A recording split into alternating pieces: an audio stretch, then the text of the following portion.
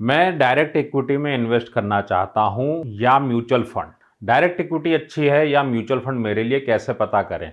भाई direct equity में ही पैसा लगा लिया जाए। जब म्यूचुअल फंड लास्टली पैसा लगाता है शेयर बाजार के अंदर, तो आप भी डायरेक्टली लगा सकते हैं, इसमें ऐसी कौन सी बड़ी बात हो गई। लेकिन क्या आपके लिए वाकई में सही है, ये सवाल बार बार मिलता रहता है हमें कमेंट्स के अंदर।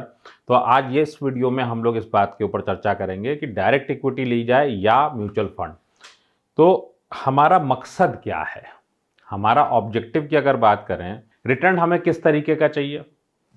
रिटर्न चाहिए हमको कि हमारे पास में 15% रिटर्न आ जाए, कोई कहेगा 12% आ जाए, कोई कहेगा 14% आ जाए। सो सबका अलग अलग है, लेकिन रिटर्न आता कैसे है। अगर डायरेक्ट इक्विटी में पैसा लग रहा है तो आप शेयर बाजार में पैसा लगा रहे हैं, जहां पे आपने टाटा का, बिरला का, आईसीआईसीआई का, एचडीएफसी का शेयर आपने खरीदा या एबीसीडी कोई भी शेयर आपने खरीदा, और उस शेयर से अगर आपको साल के अंत में फायदा हुआ या नुकसान जो भी हुआ वो आपका। आप किस तरह से चुने कि आपके लिए क्या सही है। क्या होता है जब आप शेयर बाजार में पैसा लगाते हैं, जब आप डायरेक्ट इक्विटी में जा रहे हैं तो सबसे पहली चीज़ क्या है कि आपका कम पैसे से काम शायद ना हो। आपको मान लीजिए 1 लाख रुपए इन्वेस्ट करने की ज़रूरत है, आपने 1 लाख रुपए निवेश कर दिया। अब आपको क्या करना है, एक आपको अच्छा सा स्टॉक्स का एक बास्केट बनाना है। अगर मैं बात करूं A B C D E, जितने भी आप इसमें स्टॉक लेना चाहते हैं, 10 से 15 तरह के अलग अलग उनकी वैल्यू है, और उस स्टॉक को आप लेते हैं। इसमें ज़रूरत क्या होती है, इसमें ज़रूरत होती है कि आपने शेयर का देखा, आपने देखा, मान लीजिए आपने एक एक्स कंपनी के बारे में बात करी। अब इसका बिजनेस मॉडल आपको पूरा अपने आप में खुद रिसर्च करना पड़ेगा। आपको जानना पड़ेगा कि इनका व्यापार क्या है, इनका बिजनेस मेन काम क्या है, इनका प्रॉफिट ये कैसे बनाते हैं, इस कंपनी के ऊपर लोन कितना है, ये कंपनी का जो बिजनेस है वो ग्रोइंग सेक्टर है, इसमें मैनेजमेंट जो है वो अच्छा है या बेईमान मैनेजमेंट बैठा है, इस कंपनी के ऊपर कोई जांच तो नहीं चल रही है, कोई घोटाला तो नहीं कर रखा है, इस कंपनी के बिजनेस में वाकई में दम है, क्या आप इसमें 10 साल के लिए पैसा डाल सकते हैं। एक तो हो गया बिजनेस का।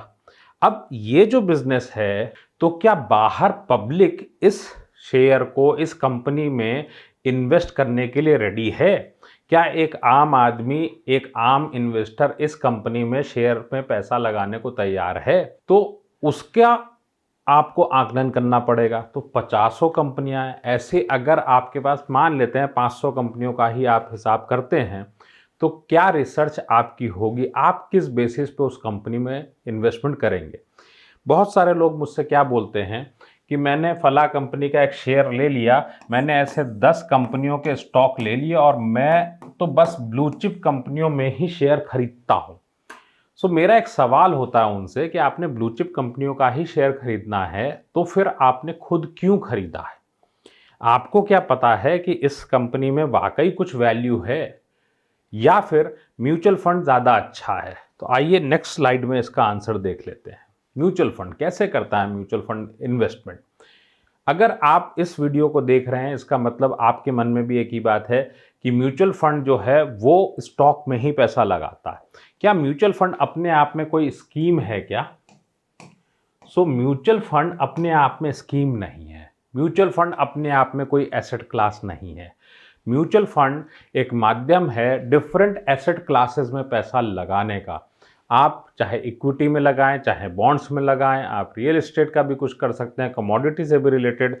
लेकिन म्यूचुअल फंड्स के अंदर आप इनडायरेक्ट इन्वेस्टमेंट करते हैं।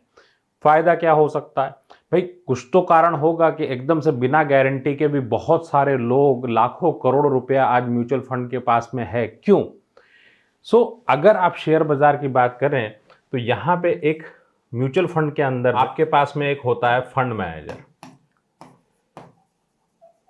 और इनके पास में एक प्रोसेस बेस्ड टीम होती है जो कि आपके लिए रिसर्च करती है। अब इन्होंने हर कंपनी के बारे में एनालिसिस की, उसका बिजनेस मॉडल देखा, इनका फुल टाइम काम यही है। उनके पास इस बात की एक्सपर्टीज़ है कि वो किस तरीके से इसको चेक करें, उनके पास टीम है, फार्मा सेक्टर को देखने के लिए अलग टीम है, आईटी सेक्टर को देखने के लिए अलग टीम है। तो फंडामेंटल एनालिसिस करके बैठते हैं।